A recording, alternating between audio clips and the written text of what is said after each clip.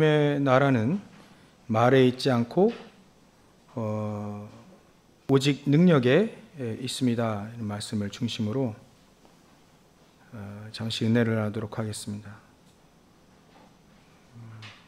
하나님의 나라는 말이 아니라 말만이 아니라 오직 하나님의 능력이 있다, 보좌의 능력이 있다는 얘기죠. 그래서 우리는 한번 생각해 봐야 됩니다. 예전에 이사야 6장에 보면 이사야가 하늘 보좌의 축복을 받죠. 여호와의 영광이 가득한 것을 받고요. 그래서 이 이사야가 하늘에 심부름하는 이 천사들도 보고요. 거기 보면 스랍들이라고 나와 있습니다. 이 천사들입니다. 천사들. 보좌의 축복도 보고 천사들이 왔다 갔다 하는 것도 보고. 그래서 이 이사야가 기도하게 되죠. 엎드려 죄인이라고 기도합니다. 그럴 수밖에 없죠. 하나님의 것을 보면 우리가 얼마만큼 죄인인지를 알게 되죠. 그리스도를 알면 알수록 우리는 참 죄인이고 또 우리 힘으로 할 수 있는 게 아무것도 없다 할 만큼 하나님의 능력과 그 그리스도 그걸 붙잡게 되어 있죠. 우리가 그래서 이 이사야가 하나님이 얘기하십니다. 저 세상에는 복음이 없고 소돔과 고모라와 같은데 누가 나를 위해서 갈 거야? 누가 나를 위해서 갈 거? 할 때 이사야 6장 8절에 보면 나를 보내소서, 그렇게 이사야가 손들어 버립니다. 나를 보내십시오. 그래야 할 때 하나님은 그래 내가 너를 보내겠다 이렇게 대답을 안 하시고 13절에 보면 밤나무 상수리 나무가 다 뱀을 당해도 그 그루터기는 남아있을 건데 거기에 거룩한 씨, 그 그루터기가 바로 내가 보내야 될 사람이다, 그렇게 결론을 맺고 있죠. 그럴 때 이사야는 그 글을 쓰면서 생각을 했겠죠. 그냥 불러주는 대로 막 쓰는 게 아니라 그 글을 썼단 말이에요. 하나님의 감동에 의해서 썼는데 그 쓰면서 생각을 해봤겠죠. 나는 왜 안 될까? 왜 나는 안 보내고 왜 그루터기라고 하느냐? 나를 보냈어서 내가 가겠습니다 할 때 그 밑에 바로 9절에 보면 사람들이 말해줘도 모를 것이다. 뭐가 남아있냐면 지금 말해도 듣지 못하고 깨닫지 못하고 그러니까 일단 바벨론의 포로로 끌려갔다 와야 된다는 거예요. 하나님의 계획이 그건 거죠. 근데 바벨론 끌려갔다 다시 돌아와야 되는 그 놀라운 사건들이 분명히 있을 건데 얼마만큼 우리가 못 깨닫냐면 밤나무 상수리가 나무가 다 그 뱀을 당해도 사실 우리가 모를 수 있어요. 근데 결국은 하나님은 그 그루터기 렘넌트를 통해서 일으키신다는 거죠. 거기서 새순이 나오니까요. 중요한 건 그루터기가 있어야 새순 나오는 겁니다.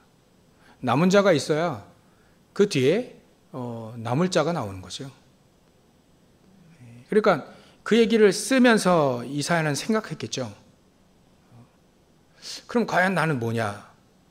나는 그루터기. 나를 통해서 언약 붙잡은 새순이 나오겠죠? 그 언약을 붙잡은 새순이 과연 누구였냐면 다니엘이에요. 다니엘과 세 친구, 에스더 이런 사람들이 나왔어요. 나중에 200년 후에 진짜 바벨론의 포로로 끌려간 겁니다. 그때 다니엘과 세 친구 에스더 이런 사람들이 이사야의 메시지를 딱 듣고 우리가 이 세순이었구나 깨닫게 되겠죠. 이사야 그 당시 그 사람은요 응답이 없었습니다. 아무런 응답이 없었어요. 여전히 이스라엘 민족은 우상 숭배하고 있고요. 여전히 이스라엘 민족은 세상에 눈도 뜨지 못하고 237은 뭡니까? 눈도 뜨지 못하고 실력도 없죠. 기도의 힘도 없죠. 복음도 없죠. 그러니까 노예로 끌려가야, 포로로 끌려가야 되는 겁니다. 아무리 얘기해봐도 이사야가 막 글 쓰고 얘기하고 아무리 얘기해봐도 못 알아듣는 거예요. 이스라엘 민족이 못 알아들었습니다. 근데 하나님은요 공교롭게 못 알아들어야 된다라고 얘기하시고 바벨론은 숙명인 겁니다. 바벨론은 반드시 너 포로로 끌려가야 된다. 끌려가서 봐라는 거예요. 237을 봐라. 놀라운 바벨론의 문명들을 봐라. 복음 없이도 저렇게 그 바벨론이 바벨탑을 세웠잖아요. 그런 어마어마한 것들을 좀 봐라. 그리고 그러나 곧 무너질, 복음 없어서 무너질 그 현장을 봐라. 하도 안 보니까 이스라엘 민족이 하도 모르니까 하도 자기만 아니까 하나님은 끌어간 겁니다. 포로로 끌어간 거예요. 근데 거기에 이 언약을 붙잡은 그루터기 세수는 다니엘과 같이 세 친구와 같이 에스더와 같이 그 바벨론 현장 막 뒤집고 다시 돌아오는 거예요. 그래서 서론에 우리 생각을 해봐야 됩니다. 지금 고린도 교회도 지금 문제가 있거든요. 왜 우리 교회는 왜 이런 문제가 있지? 자꾸 고린도 교회도 렘넌트들이 있을 거 아니에요. 생각해 봅니다. 왜 자꾸 우리에 이런 문제가 있지? 분파가 나뉘는가? 또 오늘 보니까 이 교만한 자들이 말만 떠드는 교만한 자들이 또 일어난 거예요. 그 교회에 문제가 그런 문제들이 있는 겁니다. 왜 우리 교회에 이렇게 문제가 많습니까? 또 그 반대로 또 왜 우리 교회는 엘리트들이 없습니까? 그 똑같은 질문이죠. 엘리트들이 세상을 변화시키는 것 같지만 사실은 그렇지 않습니다. 복음 가진 자가 변화시키는 거죠. 복음 가진 자가 사단을 이기고 복음 가진 자가 저주 재앙을 막는 겁니다. 복음 가진 자가 죄의 문제 해결하신 그리스도, 오직 그리스도 언약을 붙잡고 영혼을 살릴 수 있는 것이지 엘리트들이 살리는 건 아니거든요. 그럼 엘리트, 복음 가진 엘리트가 살릴 수 있는 거죠. 그러니까 중요한 건 복음이 있는가, 하나님의 능력, 보좌의 능력이 나에게 있는가, 그게 중요한 겁니다. 그걸 가지고 있는 사람이 현장, 시대를 살리는 거죠. 고린도 사람도, 고린도 교회 사람들도 아마 그 안에 유대인도 있을 거예요. 또 헬라인도 있을 거예요. 그럼 그 사람들이 생각을 해봐야 됩니다. 왜 우리 유대인 이스라엘 민족은 아직도 속국에 있는가? 하나님의 자녀라고 하는 선택하여 불렀는데 왜 우리는 속국이어야만 되는가? 고린도 교회 사람들이 생각하겠죠. 왜 우리 교회에 이런 문제가 있는가 자꾸. 사도 바울은 자꾸 문제를 찾고 이 문제. 그 문제. 그게 문제가 있으니까요. 사도 바울이 이렇게 편지를 보내면서까지 왜 문제를 얘기하는가? 생각을 해봐야 됩니다. 생각을 하고 거기에 반드시 언약적인 답을 얻으면 되죠. 이걸 내 개인에게도 적용해야 됩니다. 내가 왜 문제가 이렇게 많은가? 나는 왜 이렇게 무능한가? 나는 또 왜 이렇게 되돌아보니까 왜 나중심으로만 살았을까? 뭐 이런 식으로 또 나에게 하나님이 복음을 주신 이유가 뭘까? 내가 예배드리는 이유가 뭘까? 기도하라는데 왜 기도는 왜 해야 될까? 수없이 얘기하는 기도 수첩 같은 것도 뭐더러 그걸 또 해야 될까를 질문을 해 물어봐야 됩니다. 왜 이거를 해야 될까? 전혀 쓸데없는 것을 하라고 했을까요? 또 괜히 고생시키기만 해, 고생만 되는 포로로 왜 끌려가야 될까요? 하나님은 괴롭히기 위해서 포로로 끌려간 건 아니거든요. 그 안에 하나님의 놀라운 계획과 응답 이런 것들이 있으니까 포로로 끌어간 겁니다. 그걸 깨달으라고요. 지금은 못 깨달아요, 사람들이요. 밤나무 상수리가 나무가 다 배임을 당하여도 그래도 못 깨닫는다. 그 중에 조그만한 거룩한 씨 그루터기가 일어날 것이다. 별 몇 명도 안 돼요. 바벨론의 주역들은 몇 명도 안 된다니까요. 다니엘, 세 친구, 에스더, 모르드게, 느헤미야, 에스라 이런 사람들 몇 명 안 돼요. 스룹바벨 이런 사람들이. 근데 결국은 그 사람들을 통해서 하나님은 하나님의 일을 하셨다. 그 사람들을 가지고도 충분했다는 거예요. 하나님의 능력이 충분했다는 거죠. 한 사람만이 10사람만이 가능한 게 아니라 하나님의 능력은 그들 가지고도 충분했다는 거죠. 하나님의 계획이 있습니다. 하나님은 능력이 있으십니다. 하나님이 계획해 놓으신 모든 계획은 하나님은 이루시고 맙니다. 그럼 나의 헌주소 나는 그러면 어디에 있어야 되냐?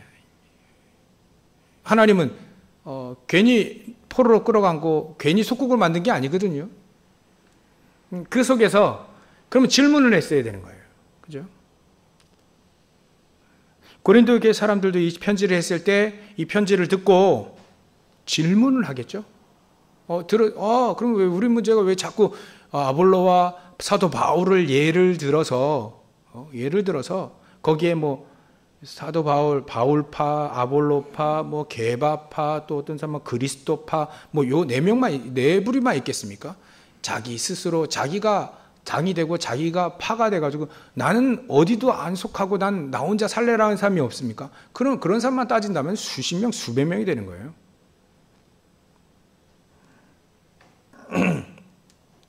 그럼 이런 편지를 받았을 때 고린도 교회 사람들은 이 편지를 같이 읽기도 하고 돌려보기도 하고 그랬겠죠?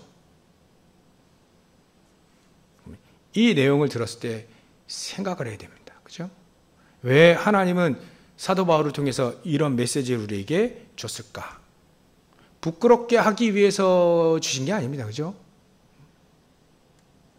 너희들 이런 죄 문제가 있고 파당의 문제가 있고 또 교만한 사람도 있고 나중에 보면 또 엄청난 음행하는 사람도 있어요. 희한한 사람 많습니다. 근데 왜 이런 문제가 왜 교회가 있고 우리 교회 왜 이런 문제가 있고 말이죠? 우리나라는 왜 자꾸 속국됐고 지금 포로가 되어 있고 질문을 잘해야 됩니다. 어떤 사람은요 3저주를 잘 몰라요. 그 3저주 안에 있는 사람도 있습니다. 그러니까 운명 따라 살 수밖에 없고 팔자 따라 살 수밖에 없는 그런 사람도 있죠. 그래서 우리는 서론에 내가 질문을 해봐야 된다. 질문. 하나님은 교회 문제 때문에 어려움 당하고 혼란스럽게 하기 위해서 그 문제를 허락하신 건 아니거든요. 누구나 다 문제는 있습니다. 이런 문제 저런 문제 다 문제 있습니다. 근데 그 문제를 왜 하나님 나에게 허락하셨는가를 질문을 하고 거기에 대한 답을 딱 찾아야 됩니다. 다니엘 같은 경우는 답을 딱 찾았어요. 이사야도 답을 찾고 응답이 없었습니다. 이사야는. 근데 이사야 말씀이 결국 응답이 된 거죠. 다시 돌아온다 했지 않습니까? 근데 결국 돌아왔습니다. 이스라엘 민족은. 포로된 사람들이 다시 돌아왔어요. 출바벨을 한 거죠. 그러면 우리가 출바벨을 해와서 우리에게 주신 하나님의 메시지가 뭔가 그거를 딱 언약으로 딱 붙잡아야 되는 겁니다. 육신적으로 보면 우리가 포로가 되었지만 영적으로 보면 창세기 3장 11장에 포로가 되어 있잖아요. 창세기 3장 6장 11장의 문제에 노예가 되어 있지 않습니까? 속국이 되어 있지 않습니까? 나 중심으로 살고 나밖에 모르고 돈밖에 모르고 말이죠. 늘 성공하다가 결국 성공하면 다행인데 성공도 못하고, 성공하나 바벨탑이고, 그렇게 살고 있는 나를 발견한다면 그게 바로 하나님의 중요한 계획입니다. 발견해서 그게 아니고 하나님의 놀라운 나라의 축복과 능력을 힘입고 나처럼, 사도 바울 나처럼 살아라. 그게 바로 오늘의 메시지입니다. 나를 본받아라. 사도 바울이 얘기하지 않습니까? 내가 너희를 이 세상에 일반 스승은 많지만, 가르치는 자는 많지만 아버지는 많지 않다. 어머니는 많지 않다. 이게 자기를 희생해서 말이죠, 돕고 감싸주고 그런 사람을 진짜 나은 사람 별로 없는 거예요. 가르치려고만 하지. 근데 내가 너희를 낳았다. 그래서 너에게 권한다. 16절에 얘기하지 않습니까? 너희는 나를 본받은 자가 되라. 뭘 본받습니까? 인격을 본받는가요? 아닌 것 같습니다. 사도 바울 나를 본받아라 할 때 뭘 본받으냐? 내가 가진 복음, 그렇죠? 내가 가진 복음과 내가 누리고 있는 복음과 또 내가 누리고 있는 기도의 축복 속에 보좌의 축복 내가 누리며 현장을 살렸던 그거를 본받으라. 그죠? 그래놓고 17절에 내 아들, 신실한 내 아들, 진짜 아들은 아니에요. 믿음의 아들입니다. 내 아들 디모데를 너에게 보내겠다. 이 디모데는요, 참으로 하나님의 사람이었어요. 하나님의 놀라운 계획도 알고 하나님의 놀라운 능력도 알고 진짜 복음을 누린 사람이었죠. 그래서 이 사람도 아니고 저 사람도 아니고 디모데를 보내겠다. 그 디모데는 나와 함께 현장에서 정말 응답받았고 또 하나님의 놀라운 계획도 알고 또 하나님의 놀라운 능력도 아는, 그래서 현장에서 하나님의 나라의 일도 어떻게 이루어졌는지도 아는, 17절 중반절에 보면 그가 너희로 하여금 그리스도 예수 안에서 나의 행사 곧 내가 각 교회에서 가르친 것을 생각나게 할 것이다.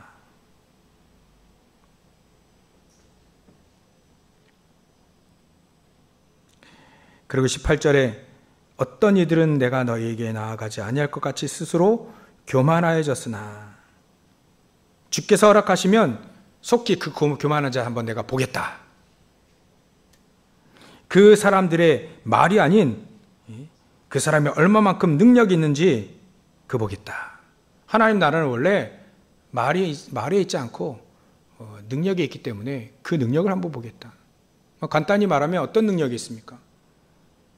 그 사람이 얼마만큼 하나님의 보좌의 축복을 누리고 있는지, 그 사람이 얼마만큼 기도의 응답을 받고 있는지, 얼마만큼 현장에 사단이 벌벌 떨고 있는지를 확인해 보겠다. 그 얘기겠죠. 사도 바울이 이렇게까지 얘기합니다. 21절에 너희가 무엇을 원하느냐? 내가 매를 가지고 너에게 나아가랴. 사랑과 온유한 마음으로 나아가랴. 후자이겠죠. 사랑과 온유한 마음 가지고 나아가겠죠. 하나님도 매를 때리는 이유가 매가 목적이 아닌 깨달으라고 하는 거니까요. 제대로 알으라고 하는 거니까. 그래서 이 말씀을 제가 묵상을 하면서 생각을 해봤습니다. 묵상을 해봤습니다. 과연 하나님은 무엇을 원하시는가? 무엇을 전달하기 원하시는가? 하나님의 나라는 오직 말이 있지 않고 능력이 있다는데 우리가 하나님의 나라의 그 능력, 흉내낼 수 없는, 말만 하는 말쟁이가 흉내낼 수 없는 그 오직 하나님의 나라의 그 능력을 누구에게 허락하시고 또 그 하나님의 능력을 우리가 과연 누릴 수 있는가, 누리고 있는가, 누릴 것인가를 생각해보는 그런 시간이 됐으면 참 좋겠습니다. 그래서 말만 떠들어내는 그런 사람에게 흉내낼 수 없는 하나님의 능력이 있다는 것이요. 그럼 과연 누구에게 이 능력을 허락하시는가? 그게 바로 언약의 여정을 가는 사람에게 하나님의 능력을 허락하십니다. 언약의 여정을 가는 사람에게는 하나님의 능력이 선택이 아닌 필수인 거죠. 그래서 하나님의 능력은 바로 복음을 제대로 아는 겁니다. 사도 바울이 누리고 있는 복음과 또 스스로 교만한 자들이 누리고 있는 복음과 다르죠. 똑같이 복음을 안다고 하는데 다릅니다. 그 정도가 다른 거죠. 교만한 자들의 그 복음의 누림, 그거는 어찌 보면 비슷한 겁니다. 또 진짜가 아닌 거죠. 진짜 하나님의 우리에게 주시는 복음은 사도 바울이 누렸던 그 복음과 똑같습니다. 하나님으로부터 나오기 때문에 흉내낼 수 없지만 그 능력은 똑같은 거죠. 사도 바울이 누린 능력이나 우리가 누려야 될 그 능력, 또 누리고 있는 능력은 똑같습니다. 흉내낼 수 없는 거죠. 모방할 수 없는 겁니다. 말로만 떠든다고 해서 되는 게 아니죠. 사실적으로 진짜 우리가 이 복음의 능력을 누리자는 거죠. 어떻게 누리느냐? 간단합니다. 믿으면 됩니다. 뭔가를 행해서 누리는 게 아니죠. 믿으면 됩니다. 기도를 우리 어떻게 됩니까? 하면 됩니다, 그냥. 기도하면 하나님 응답하십니다. 육신적인 걸 막 구했다. 그러면 하나님은 어떤 응답으로 주시죠? 깨닫는 응답으로 주십니다. 내가 잘못 구했구나. 그걸 바꿔주시죠. 그래서 우리는 복음은 믿으면 됩니다. 그리고 기도는 복음을 믿고 기도하면 됩니다.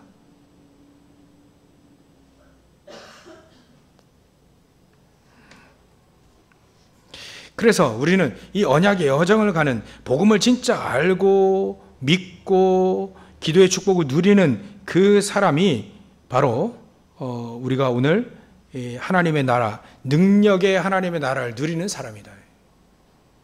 이 사람은 과연 오늘 세 가지 무엇을 누리고 또 무엇을 버리고 바꾸고 또 무엇을 찾느냐에 따라 다른 거죠. 교만한 사람, 여기 복음을 흉내내는 사람은요, 절대로 바꿀 수 없습니다. 절대로 찾을 수 없고 절대로 누릴 수 없는 세 가지를 오늘 말씀드리려고 합니다. 그 첫 번째가 바로 바꿀 것이죠. 뭘 바꿔야 되는지를 아는 사람이에요. 말씀을 듣고 예배를 드리면서 내가 뭘 바꾸고 갱신해야 될지를 아는 사람이죠. 흉내내는 사람은요, 내가 뭘 바꿔야 되는지 전혀 모르는 사람이에요. 바꿀 수도 없지만. 뭘 바꾸느냐면 우리는 성경이 무엇을 말하고 있느냐를 정확히 아는 거죠.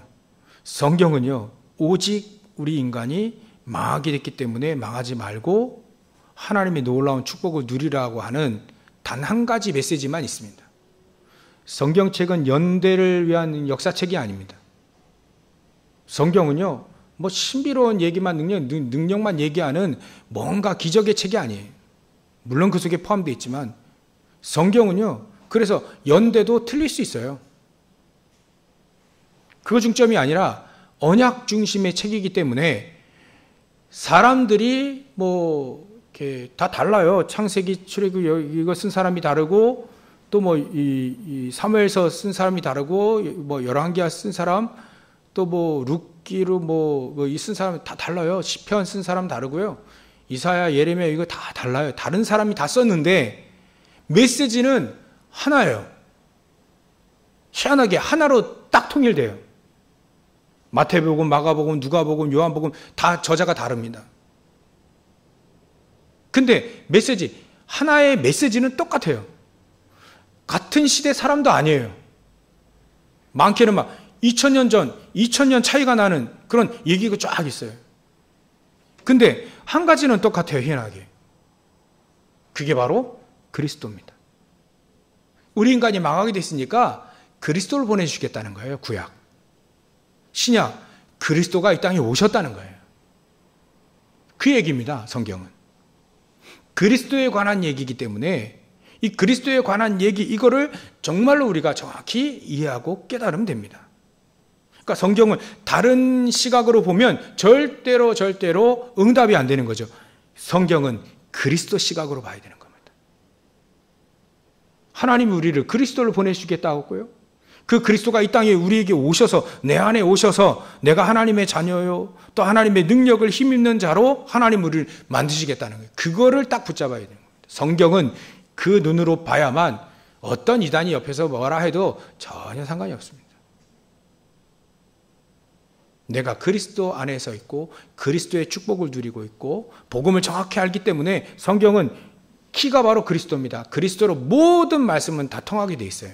왜냐하면 그리스도로 모든 만물은 다 통하게 돼 있다고 분명히 얘기했거든요. 그래서 마태복음 1장 18절부터 25절에 보면 예언됐던 그 그리스도, 그 임마누엘이 이 땅에 우리에게 오셨다는 거예요. 오셨다. 그걸 말하고 있는 겁니다. 그래서 그 그리스도께서 이 땅에 오셔서 우리가 뭘 바꿔야 되냐면 잘못된 복의 개념을 바꿔라. 마태복음 5장입니다. 내가 잘못된 복, 내가 축복받았어, 복받았어 하면 전부 다 육신적인 거예요. 육신적인 거. 보좌의 축복과 시공간 초월하는 저 천군 천사의 축복, 이거 전혀 모르고 이제 육신적인 것만 응답받으면 내가 응답받았다, 복받았다라고 얘기하고 있는 잘못된 복의 관념을 바꿔라 해. 너희들이 속국이고 너희들이 지금 속국되어 있고 포로되어 있는데 거기서 승진하고 거기서 잘 먹고 잘 살고 말이죠. 내가 창세기 3장, 6장, 11장에 이 가기불이 체질됐고 이 상황 속에서 이 근성 가운데 살고 있는데 내가 승진하고 내가 또 뭐 돈 잘 벌고 또 내가 권력을 가지고 있고 잘 된다가 그게 바로 그게 과연 복이냐. 복의 개념을 바꿔라. 오히려 애통해라. 의에 쥐려라. 목마른 게 낫지 않겠냐. 그 얘기입니다. 복의 개념을 바꿔라. 바꿀 것. 복의 개념. 내가 축복받았다라고 하는 복의 기준과 개념을 바꾸라는 거예요. 그거는 하나님이 다 따라오게, 마태복음 6장 33절에 다 따라오게 그의 나라와 그의 의를 구하라. 그러면 이 모든 걸 너에게 더하여 주시라는 것 포함되어 있는 것이지 우리가 그것 때문에 예수 믿는 건 아니라는 거죠. 그게 우리에게 진짜 복이 아니라는 겁니다. 이 복의 개념이 안 바뀌어요. 안 바뀌어요. 안 바뀌어요. 절대로 안 바뀌어요. 이 사람이 지금도 안 바꾼다니까요. 혹시 교회 다니 우리도 만약에 안 바꾸면 똑같은 거죠. 복의 개념을 바꿉니다. 그 복의 개념을 바꾸라. 그 안에 우리가 좁은 문으로 들어가는 것처럼 우리가 예수 믿는다는 게 뭐 이것도 못하고 저것도 못하고 뭐 쓸데없는 거 하지 말라는 거지. 성경에는 우리에게 주신 축복이 어마어마하게 더 많습니다. 아멘이 안 나오시네. 더 많습니까? 적습니까? 그걸 아는 사람이 바꾸게 돼 있어요. 그걸 아는 사람만이 바꿀 수 있습니다. 진짜 바꿨거든요. 사도 바울은. 바꿔서 다 내려버려요. 다 내려놓고 다 버려버리고 말이죠. 근데 사도 바울은 어마어마한 축복을 드렸습니다.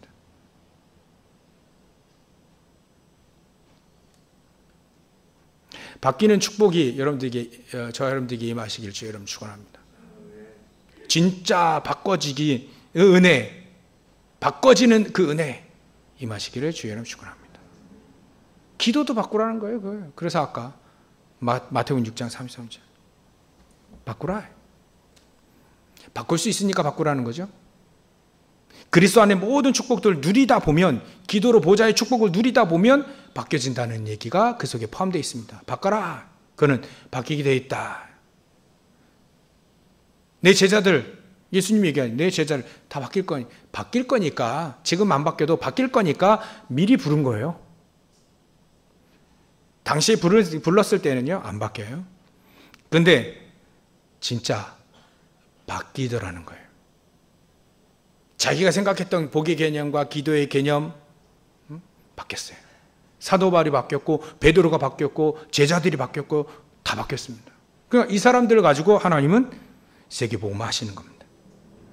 여러분도, 저와 여러분들 이 축복 속에 있게 되어진 겁니다. 그게 바로 은혜라고 합니다. 그리고 마태복음 10장에 보면 진짜 현장을 봐라. 진짜 현장을 보면 망할 것.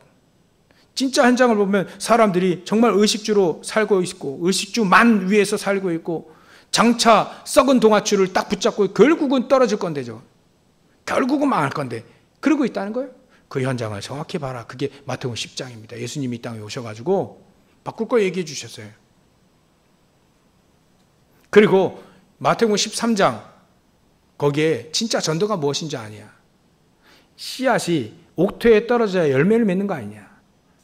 전도란 정확한 예비된 그 사람에게 복음이 딱 들어갔을 때 30배, 60배, 100배의 결실을 맺는 것이지 땅에 떨어지고 가시밭에 떨어지고 그러면 열매 맺지 않는다. 그거를 우리는 잘못된 그게 바로 우리가 생각하는 전도라고 생각하면 오해다. 내가 전도지셨고 예수 믿으라고 얘기했는데 저 사람 배척한단 말이에요. 전도 어렵다. 그렇게 생각하지 말라는 거예요. 옥토에 뿌려지면 반드시 열매 맺는다. 예비된 사람이 있다는 거죠. 그러니까 우리 전도의 개념도 바꾸라. 전도의 개념도 바꾸라. 그러니까 우리는 노방전도만이 전도라고 생각하는데 사실 그렇지 않죠. 그 전도의 개념도 하나씩 바뀌어져야 됩니다. 차라리 우리가 전도를 보여주려면 여러분들 현장에서 다락방 운동하고요. 말씀 운동하면 하나님이 여기에 우리가 누려야 될 그 전도는 여기에 제자들을 하나씩 붙이는 거예요. 그거를 보여줘야 됩니다. 그 하나님의 역사가 우리 후대에게 보여진다면 우리 후대는 끝까지 전도하는 운동을 할 수 있겠죠. 그리고 평생 기억할 것이 무엇이냐면 똑같아. 오늘 고린도 교회 문제. 자기를 높이는 거예요. 교만해지는 거. 평생 기억해야 될 것이 바로 마태복음 18장이 나옵니다. 제자들도 그랬다니까. 누가 높냐라고 굉장히 싸웠어요. 네가 높냐 내가 높냐. 그런 문제들이 현장에 있는 겁니다. 사도들에게도 예전에 있었어요.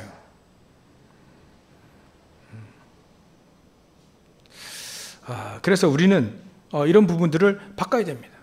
또 우리가 제일로 이렇게 생각해야 될 거 뭐냐면 마태복음 28장의 내용이에요. 모든 고난과 모든 저주와 재앙, 사단의 문제, 예수님께서 십자가에서 끝내놓으신 겁니다. 죄의 문제도 끝내놨습니다. 죄에 얽매이지 않아야 됩니다. 그래서 또 죄를 짓고 하나님 또 그러고보다는 하나님의 능력을 힘입으신 게 낫습니다. 그 회개할 바야 내가 하나님의 능력을 못 입어서 내가 또 이렇게 내가 졌구나. 내가 하나님의 능력을 힘입시오. 힘보다 내 보좌의 축복을 나에게 마음껏 부어주십시오 라고 기도하는 게 더 낫습니다. 사실 우리는 죄 문제 끝났거든요. 예수님께서 십자가에서 다 끝내놓으셨습니다. 다시 거론할 필요가 없어요. 그럼 죄를 계속 지어도 괜찮네. 괜찮습니다만 축복은 못 받습니다. 괜찮습니다만 축복은 못 누릴 뿐이에요. 죄 문제 끝났다니까요. 예수님. 끝내놓으신 겁니다. 과거, 현재, 미래 모든 죄 문제 끝났어요. 대신 우리는 그 죄에 얽매이지 말고 죄의 삭은 사망이니까 거기에 얽매이지 말고 하나님의 능력을 힘입으라. 하나님의 나라의 일을 이루라. 그거에 바로 하나님 언약의 여정을 가는 사람들의 진짜 모습입니다. 현주소입니다. 그래서 고난 끝났다니까. 고난 끝났죠. 죄 문제 끝났죠. 저주 끝났다니까요. 더 이상 거론하지 않아도 될 만큼 끝내놓으셨습니다. 완벽하게 끝내놓으셨습니다. 죄할 필요 없습니다. 사실은 찬송가에도 보면 제가 볼 땐 자꾸 우리가 지은 죄를 얘기하는데 지은 죄 때문에 우리가 천국 못 가는 게 아니잖아요. 원죄 때문이죠. 지은 죄는요, 어찌 보면 지은 죄, 원죄, 모든 죄 문제는 다 끝내놓으셨습니다. 우리가 약하기 때문에 속을 뿐이에요. 그래서 하나님은 성령의 충만한 능력을 우리에게 주시겠다고 약속하지 않았습니까? 그러면 내가 성령의 충만함을 누리는 기도가 우리의 100% 기도해야 되는 거죠. 저도 너무 죄 때문에 7번, 7일 금식 2번 해봤습니다. 전 밥 안 먹는 걸 제일 싫어하는데 예전에 그랬습니다. 금식까지 했다니까요. 죄 문제 때문에. 내 영적 문제 때문에요. 근데 해결이 안 되더라고요. 금식했을 때 힘없을 때는 죄 안 짓는데 또 힘생기니까 또 죄 짓더라고요. 그래서 이건 내 문제가 아니다. 이건 내가 해결할 문제가 아니라는 걸 알았습니다. 그리스도를 알고 하나님께서 해결하시면 된다. 어떻게 해결하시느냐? 아무리 죄의 문제, 또 죄를 짓고 하나님께 용서해달라. 아무리 그래 기도해봐야 소용없습니다. 차라리 그 기도보다는 하나님의 보좌의 축복을 나에게 임하게 해주십시오. 여러분들, 하나님 보좌의 축복이 성삼위 하나님께서 나에게 오력으로 함께 해주십시오. 보좌의 축복이 내 안에 가득하게 해주십시오. 그래서 내 안에 있는 형상, 하나님의 주신 형상이 막 살아나고 내 영혼이 생기로 인하여서 살아나고 내 에덴에 주셨던 모든 축복들, 생명력이 말씀으로 살아나게 해주십시오라고 기도하는 게 훨씬 더 나아요. 죄에 얽매여가지고요. 또 이 죄를 짓고 힘없고 또 겸손인 줄 알았어요. 막 눈 힘 빼고 막 고개 숙이기 겸손인 줄 알았어요. 아니더라고요. 아닙니다. 그거 죄 문제 끝내놓으셨습니다. 대신 끝내놓으신 거 그것으로 끝난 게 아니라 우리에게 더해준 게 있습니다. 마태복음 28장 1절부터 15절은 끝내놨고요. 16절부터 20절 내가 권세와 능력으로 너와 함께 하겠다. 그걸 누리라. 그걸 누리는 게 그거 누리는 게 훨씬 더 나은 거예요. 그 누리는 것이 하나님이 가장 원하시는 겁니다. 이렇게 우리가 좀 바꿔야 됩니다. 그러면 나머지는 찾을 것, 누릴 것 있는데요. 간단해집니다. 두 번째 찾을 거예요. 뭘 찾느냐? 나에게 주신 138의 언약을 찾으면 됩니다. 우리의 모든 시작은 갈보리산에서 시작했거든요. 우리가 해결할 수 없습니다. 우리의 문제, 우리의 영적 문제, 가문에 내려오는 문제들, 현장의 문제들, 내게 닥친 문제들 절대 우리가 해결할 수 있는 문제가 아닙니다. 영적인 문제는 우리가 해결할 수 없어요. 그래서 예수님이 갈보리산에서 끝내놓으시고 우리의 진정한 시작을 거기서부터 시작하신 겁니다. 그거를 찾아내야 됩니다. 구원을 이루라는 건요. 자꾸 이 갈보리산의 언약을 자꾸 찾아내는 겁니다. 자꾸 찾아내는 거예요. 어떤 문제와 어떤 어려움이 와도요. 갈보리산의 언약을 찾아내는 겁니다. 우리의 시작은 바로 하나님이 끝내놓으신 게 다 이루신 것. 거기서부터 나의 시작은 거기서부터 일어난다. 내가 현장에서 무능한가? 난 왜 이렇게 살아야 돼? 그게 하나님이 끝내놓으신 문제입니다. 그래서 우리의 시작이 거기에요. 시작이. 끝내놓으셨기 때문에 우리가 하나님의 능력을 힘입으로 하는 거구나. 복음의 능력을 누리라고 하는구나. 그게 갈보리산입니다. 그러면 감람산의 언약, 그러면 하나님의 나라의 일에 대해서 내가 평생 하나님 나라의 사업을, 하나님 나라의 이 사업을, 일을 위해서 평생 헌신하면 되겠구나라고 언약을 붙잡으면 되는 거죠. 기도하신다면 여러분들의 천명, 소명, 사명도 하나님이 메시지를 통해서, 말씀을 통해서, 기도를 통해서 깨닫게 하실 겁니다. 분명히 하나님 나에게 예배 속에서 하나님 나에게 주신 천명과 소명, 사명 깨닫게 해주십시오라고 기도만 하신다면 분명히 어느 날 그 천명, 소명, 사명 여러분들이 깨닫게 하실 하나님이십니다. 그게 바로 감람산입니다. 그리고 마가다락방, 진짜 능력이 말에 있지 않고 여기에 있다는 거예요. 마가다락방에 성령이 우리에게 임하여 주시, 그때 기도하고 있을 때 하나님의 성령의 능력이 임해 있습니다. 그것을 바로 우리는 마가다락방의 언약입니다. 내가 능력이 없고 내가 힘이 없고 나는 어떻게 살아야 될지 뭘 위해 뭐 해야 될지 모르겠다라고 하면 여러분들은 마가다락방의 언약을 찾으셔야만 됩니다. 나의 능력의 원천은 바로 마가다락방에 성령께서 임하셨던 그거예요. 그거. 무능한 거 우리가 뭐 모릅니까? 우리가 힘이 없는 거 모릅니까? 가방끈 끝 자르는 거 뭐 모릅니까? 압니다만 거기에 머물러 있지 말고요. 마가다락방의 언약을 거기서 찾아야 됩니다. 그 속에서 찾아야 됩니다. 찾는다는 말을 잘 이해하셔야 됩니다. 그렇죠? 우리가 찾는다는 말을 우리가 잘 이해를 해야 됩니다. 끝내 놓으셨기 때문에 믿으라. 우리의 시작은 거기서부터 시작한다. 그러면 하나님은 감람산에서 하나님 나라 일, 우리의 천명 소명 사명 깨닫게 하신다. 정말 여러분들이 예배 속에서 묵상 속에서 깨닫게 해달라고 한다면 분명히 하나님이 깨닫게 하실 거예요. 거기에 하나님은 우리의 능력이 아닌 하나님의 능력, 마가다락방의 언약을 분명히 깨닫게 하실 겁니다. 내 능력이 아닌 하나님의 능력으로만 되는구나. 아, 이거밖에 없구나. 하나님의 그 보좌의 축복 이거밖에 없구나라고 진짜 믿을 때 하나님은 그 축복 속에 들어가게 됩니다. 그럼 말할 필요가 없죠. 말 안 해도 하나님의 능력은 임하게 되어 있습니다. 이걸 찾으시면 됩니다. 그러면 우리가 누릴 게 뭐냐? 언약의 여정에 가는 여러분들이 누릴 게 뭐냐? 정체성을 찾는 걸 누리면 됩니다. 이렇게 누려주면 됩니다. 언약의 여정을 가는, 말만 하는 게 아니라 하나님의 능력이 힘입은 언약의 여정을 가는 사람은 이렇게 내 자신이 믿어지면 됩니다. 나는 남은 자였구나. 그렇다기 저 뒤에 있는 우리 렘넌트 세순, 아, 내가 그렇다기요, 내가 세순이었구나, 내가 남은 자였구나. 그렇게 내 정체성을 깨닫기만 하면 됩니다. 그러면 그거 누려지는 거예요. 아, 나는 아니구나라고 하면 절대 못 깨닫아요. 절대 못 누립니다. 아, 내가 남은 자구나. 깨달을 때까지 하나님은 약간 고통만 있을 거예요. 깨달을 때부터 하나님은 응답을 하실 겁니다. 깨닫기만 하면 된다니까요. 아, 내가 남은 자구나. 내가 그루터기구나. 아, 내가 새순이구나. 내 그루터기 나를 통해서 하나님은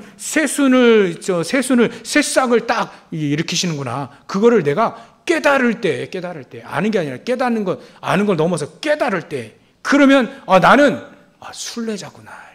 순례의 길을, 여러분 철로역정 뭐 읽어보셨죠? 순례자 아닙니까? 순례자가 갈 때 뭐 합니까? 하나님은 보호하시고 초월적인 응답으로 함께 하십니다. 어려움이 와도 이기게 해요. 결국 우리는 재방송의 인생입니다. 철로역정에 그 사람이 결국 승리하죠? 우리도 승리할 것을 우리가 재방송을 지금 보고 가는 겁니다. 우린 순례자다. 하나님 초월적인 응답으로 우리에게 능력으로 함께 하신다. 그리고 우리가 그게 진짜 우리가 그렇게 깨달아질 때 그걸 누릴 수 있습니다. 우리는 정복자라는 거예요. 흑암 세력은 현장의 모든 저주 재앙은 내가 가진 복음, 나 때문에, 내가 가진 복음 때문에 저 흑암 세력은 벌벌 떤다는 걸 내가 깨달을 때 여러분들이 이걸 누릴 수 있습니다. 그러면 여러분들은 진짜 언약의 여정을 가는 하나님의 나라의 축복을 누리는 귀한 축복을 누리게 됩니다. 결론입니다. 그래서 우리는 이 언약의 여정을 갈 때 하나님의 나라는 말에 있지 않거든요. 하나님의 능력이 있거든요. 진짜 우리가 바꾸고 진짜 우리가 138의 언약을 찾고 진짜 내가 남은 자요, 순례자요, 정복자라는 걸 내가 깨달을 때 이 축복을 누릴 수 있습니다. 말만이 아닌 능력으로 하나님의 나라를 누릴 수 있는 겁니다. 그러면 말로 때울 필요가 없습니다. 능력으로 보여줄 수 있습니다. 여러분들이 바로 그런 사람들입니다. 그렇다고 한다면 이 축복이 로마서 16장 20절에 이 축복을 누리는 사람 앞에 사단은 바로 무릎을 꿇게 되어 있습니다. 그걸 우리가 결론으로 누리는 거죠. 늘 그래서 24로 이 힘과 능력을 누리면 되는 겁니다. 그래서 여러분들 주일날 또 뭐 집회 있고 그러면 은혜 받죠? 그 은혜는요, 그 은혜 받고 집에 가 있으면 사단은요, 마귀 새끼는 이게 급행열차를 타고 신방 와 있어요. 또 누구 막 휘집어 놓습니다. 그럼 또 은혜 다 쏟고 막 한바탕 하면 또 은혜 다 쏟잖아요. 그게 아니고요. 우린 24 축복을 누릴 수 있는 길이 있습니다. 24의 축복을 늘 누리는 거예요. 내가 늘 바꿀 수 있는 은혜 속에, 늘 하나님의 138 속에, 늘 모든 현장 속에 138을 찾을 거예요. 내가 정말 한 현장의 정복자고 순례자고 남은 자를 늘 누릴 수 있는 24의 은혜가 우리에게 이미 와 있다는 거예요. 그래서 여러분들은 자기의 자기가 꼭 오늘 해야 될 일이 있죠. 그와 같이 저는 반드시 기도수첩합니다. 뭐 제가 기준은 아닌데 뭐 제가 기준이 될 수 있겠습니까? 근데 그 사도 바울도 나를 본받아라 했잖아요. 그 사도 바울 뭘 했는지 그걸 본받으라 하는 거예요. 사도 바울은 늘 말씀 묵상하고 기도하고 말씀 묵상하고 기도하고 전도하고 그 늘 했거든요. 그걸 이제 디모데가 옆에서 본 겁니다. 그래서 저도 따라 하려고요. 저도 기도수첩 늘 합니다. 또 운동합니다. 운동 반드시 합니다. 운동 반드시. 왜냐하면 특히 이제 저는 교회에서 많이 운동을 많이 합니다. 줄넘기도 하고 턱걸이도 하고요. 팔굽혀펴기도 하고요. 걷기도 하고 깊은 호흡도 교회에서 많이 합니다. 반드시 빼놓지 않고 하는 거예요. 반드시 합니다. 되도록이면 안 빠지고 하려고 합니다.